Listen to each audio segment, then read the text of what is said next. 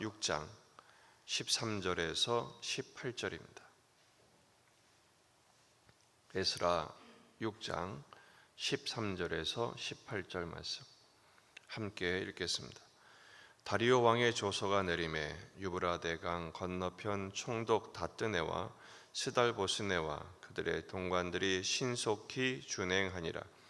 유다 사람의 장로들이 선지자 학개와 이또의 손자 스가랴의 권면을 따랐으므로 성전 건축하는 일이 형통한지라. 이스라엘 하나님의 명령과 바사왕 고레스와 다리오와 아닥사스다의 조서를 따라 성전을 건축하며 일을 끝내되 다리오 왕 제6년 아달월 3일에 성전 일을 끝내니라.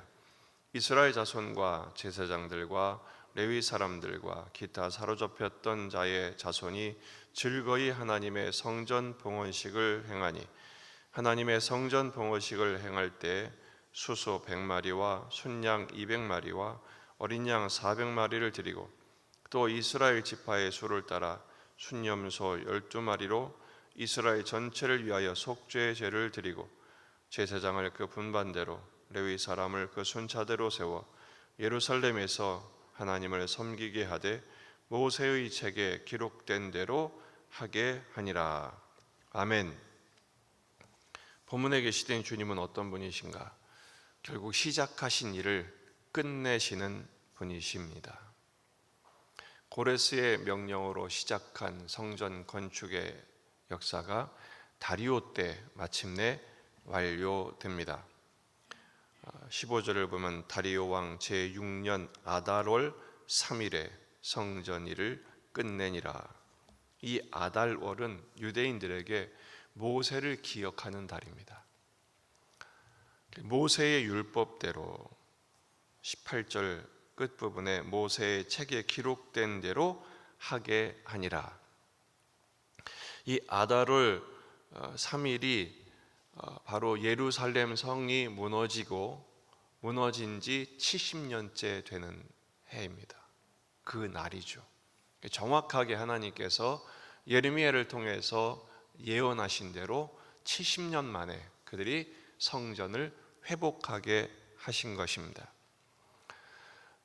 특별히 주목할 수 있는 문장이 13절 하반절에 신속히 준행하니라 그랬죠. 신속하게 이 일이 진행됐어요. 16년 동안 중단됐던 성전 건축의 과정이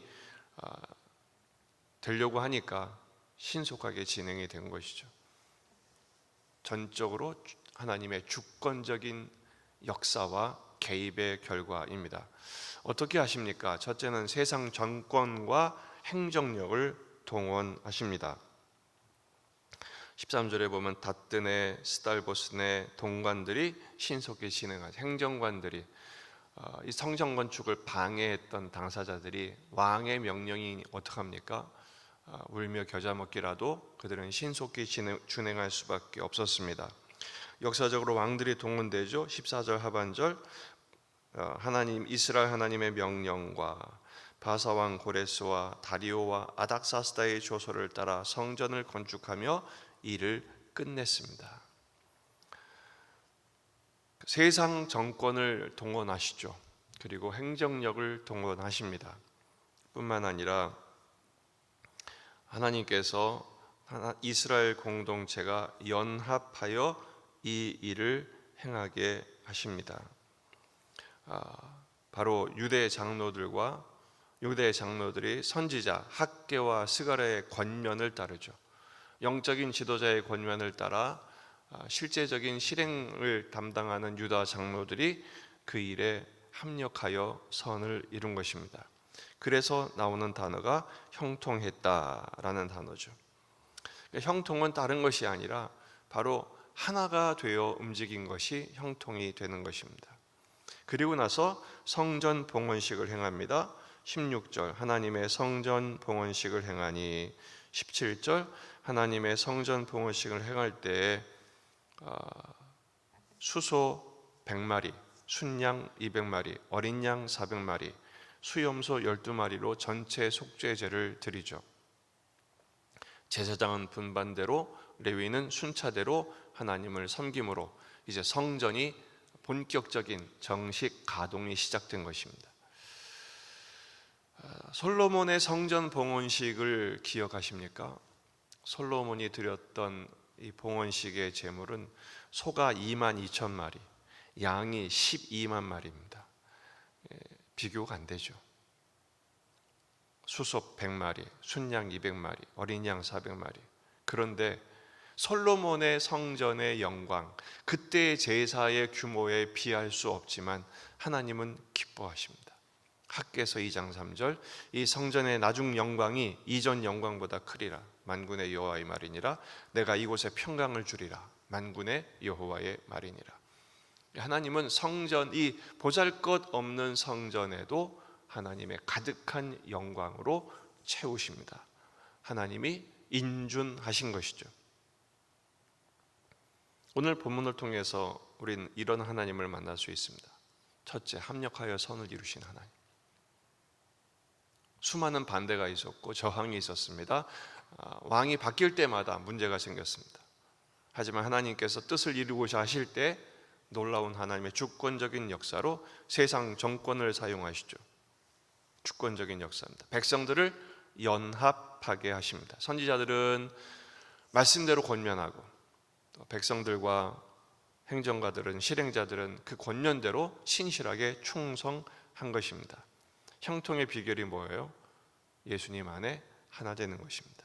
고린도전서 1장 10절, 형제들아 내가 우리 주 예수 그리스도의 이름으로 너희를 권하노니 모두가 같은 말을 하고 너희 가운데 분쟁이 없이 같은 마음으로 같은 뜻으로 온전히 합하라. 우리 교회가 이렇게 되기를 주의 이름으로 축원합니다. 가정의 식구들이 이렇게 원팀이 되기를 주의 이름으로 축원합니다. 두 번째, 말씀대로 이루신 하나님. 모세의 책에 기록된 대로 그 아달월에, 모세를 기억하고 기념하는 그 달에 모세의 율법대로 하나님의 그 섭리와 시간표를 따라 정확하게 하나님 이루시죠. 여러분 생각해 보세요. 16년 멈춰 있을 때 이제 끝났구나. 뭘 해도 안 되고 할 수도 없고 상황은 꽉 막혀 있고 포기하고 그만뒀다면 이런 영광에 참여할 수 있었겠습니까? 하나님 말씀대로 이루심을 끝까지 신뢰하는 것입니다.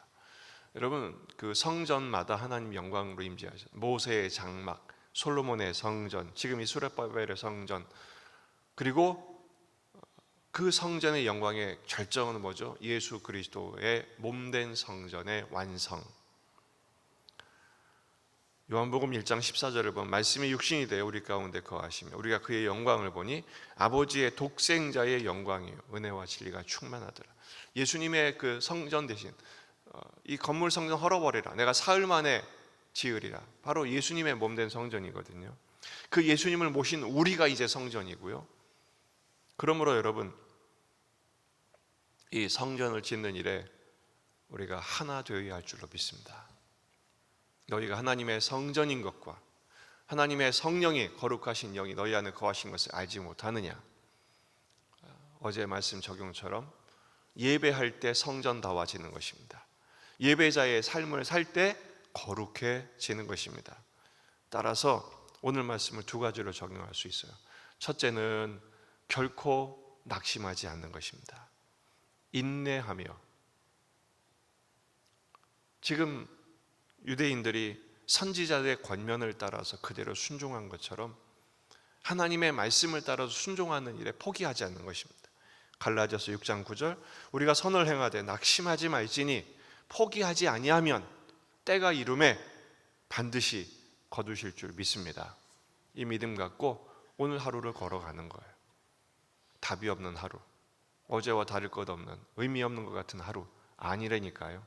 오늘만큼 하나님의 우리를 통해서 이루세요. 남이 이룰 수 없는, 아무리 대단한 사람이라 할지라도 나밖에 할 수 없는 나만의 일을 주님 맡기셨기 때문에 오늘 살게 하시는 거예요. 그게 끝나면 부름 받는 거고요. 그러니까 오늘을 기쁨으로 감사하며 찬양하며 사십시오. 낙심하지 마시고요. 그런데 중요한 거 두 번째, 혼자 하지 마세요. 협력하셔야 돼요. 가정의 식구끼리, 동역자끼리, 옆에 있는 동료끼리, 이웃끼리 함께 가정이 하나 되고, 교회가 하나 되고, 공동체가 하나 되고, 여러분 일터에서 하나 되고, 서로 사랑하는 일에 하나 되시란 말이죠. 지난 주일날 제가 숙제를 드렸어요. 사랑을 실천하는 섬김으로 다른 사람의 입술을 통해서 감사하게 하라. 그게 바로 합창이에요. 그게 바로 협력하는 것입니다. 나 혼자만 잘한다고 되는 게 아니거든요. 함께 해야 합니다. 백지장도 맞들면 낫습니다.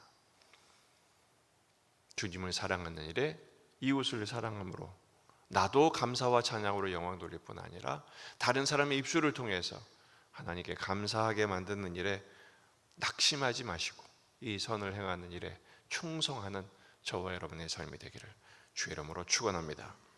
기도하시겠습니다. 말씀을 붙들고 우리 자신과 가정과 교회와 이 지역의 복음화, 민족의 복음화, 세계 복음화를 위해서 기도하십시다. 환우들을 위해서 군에 있는 아들들 그리고 수험생들을 위해서 기도하시고 제발 전쟁이 좀 멈추도록 기도하십시다.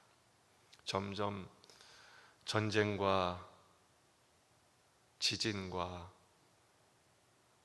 난리의 소문이, 기근의 소문이 확장되고 있습니다. 하나님 붙들어 주시도록 기도하십시다. 여러분 가져온 기도 제목들 가지고 간절히 기도하시다가 돌아가시겠습니다. 아버지 하나님,